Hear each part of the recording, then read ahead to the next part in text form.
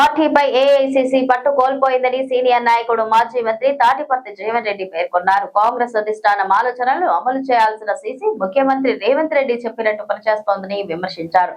CM Revanth Reddy తీరు వల్ల అధిష్టానం కూడా ఏమీ చేయలేని నిస్సహాయ స్థితిలో ఉండిపోయిందంటూ చెప్పారు. రేవంత్ రెడ్డి చెప్పినట్టుగా బీసీసీ పనిచేస్తుంటే ఇక కాంగ్రెస్ కార్యకర్తలకు గుర్తింపు ఎక్కడ దొరుకుతోందంటూ ప్రశ్నించారు. తెలంగాణలో పార్టీపై ఏఐసీసీ పట్టు కోల్పోయిందని సీనియర్ నాయకుడు మాజీ మంత్రి తాటిపర్తి జీవన్ రెడ్డి పేర్కొన్నారు. కాంగ్రెస్ అధిష్టానం ఆలోచనలను అమలు చేయాల్సిన టీపీసీసీ ముఖ్యమంత్రి రేవంత్ రెడ్డి చెప్పినట్టు పనిచేస్తోందని విమర్శించారు.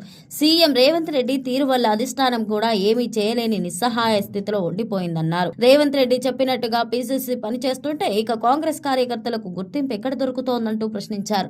కాంగ్రెస్ పార్టీ ఉనికి కోల్పోవడానికి కారకులెవరని నిలదీశారు. కాంగ్రెస్ అధిష్టానం నిస్సహాయత వల్ల రాష్ట్ర ప్రభుత్వాన్ని సీఎం రేవంత్ రెడ్డిని అదుపు చేయలేకపోతున్నారని పేర్కొన్నారు. అందుకే ఎన్నికల ముందు ప్రజలకు ఇచ్చిన హామీలు అమలు చేయలేని పరిస్థితి ఉన్నదని విమర్శించారు.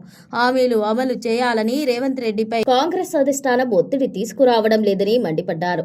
ఎర్రవేలిలో బీఆర్ఎస్ అధినేత కేసీఆర్ తో భేటీ అనంతరం ఆయన మీడియాతో మాట్లాడారు. రాష్ట్రంలో కాంగ్రెస్ పాలనపై ప్రజల్లో తీవ్ర వ్యతిరేకత మొదలైందంటూ రేవంత్ రెడ్డి పోవాలి, కేసీఆర్ రావాలి అనే నినాదం పల్లె పల్లెల్లోన మార్మోగుతోందని చెప్పారు. ప్రజలు నాడు మార్పు కోరడాన్ని 10 ఏళ్లు పట్టిందని, ఇప్పుడు రేవంత్ రెడ్డి చర్యల వల్ల 2 ఏళ్లకే మార్పు కోరుతోందని పేర్కొన్నారు. రాష్ట్ర పురోభివృద్ధిలో బీఆర్ఎస్ పోషించబోయే పాత్ర అత్యంత కీలకమని, ఈ ప్రయాణంలో తాను భాగస్వామి కావడం సంతోషంగా ఉందని తెలిపారు. నేను అధికారం కోసం ఆశపడితే 2019లోనే బీఆర్ఎస్ లోనే వెళ్లేవాడిని. అప్పుడు ఫిరాయింపు చట్టం భయం కూడా లేదు. కానీ నేడు కాంగ్రెస్ ప్రభుత్వం ఇచ్చిన హామీలను తుంగలు తొక్కింది.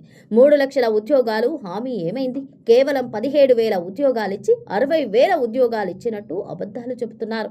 నిరుద్యోగులు, కాంట్రాక్టు కార్మికులు రోడ్డున పడ్డారు. అందుకే ప్రజల పక్షాన నిలబడి పోరాటం చేసేందుకే కేసీఆర్ అడుగుజాడల్లో నడవాలని నిర్ణయించుకున్నాను అంటూ జీవన్ రెడ్డి స్పష్టం చేశారు. రేవంత్ రెడ్డి పోవాలి, కేసీఆర్ రావాలి అనే నినాదం ప్రజల్లో మొదలైందని జీవన్ రెడ్డి చెప్పుకొచ్చారు. నిరుద్యోగుల భవిష్యత్తు ఏమైంది? మొదటి ఏడాదిలో 2 లక్షల ఉద్యోగాలు ఇస్తామన్నారు. రెండో ఏడాది 1,00,000 ఉద్యోగాలన్నారు. 3 లక్షల ఉద్యోగాలు పోయినాయి. 60,000 ఉద్యోగాలు ఇచ్చినమని చెబుతున్నారు. కానీ అసలు ఇచ్చింది 17,000. ఎక్కడి నుంచి ఎక్కడికి వెళ్తున్నాం? కాంట్రాక్ట్ అవుట్ సోర్సింగ్ ఉద్యోగుల ఉద్యోగం ఉంటుందో ఊడుతుందో తెలియని పరిస్థితి. ప్రజలు నాడు మార్పు కోరడానికి 10 ఏళ్లు పట్టింది. ఇప్పుడు 2 ఏళ్లకే మార్పు కోరుతున్నారు. రేవంత్ రెడ్డి పోవాలి, కేసీఆర్ రావాలి, కాంగ్రెస్ పాలన పోవాలి, కేసీఆర్ పాలన రావాలి అనే నినాదం ప్రజల్లో వస్తోంది. కాంగ్రెస్ పార్టీకి ఇంకా 2.5 ఏళ్లు సమయం ఉంది. ఈ ఉన్న కాలమైనా ప్రజలకు మెరుగైన పాలన అందించాలి. ప్రజాహితం కోసం పనిచేయాలి. అది చేయకుండా జీవన్ రెడ్డి ఎందుకు పోతున్నాడంటే నేనేమైనా అధికార పార్టీలో పోవడం లేదు కదా, కేసీఆర్ కలిసి పనిచేద్దామన్నారు. రాష్ట్రాభివృద్ధికి తోడ్పాటు అందించాలని కోరారు.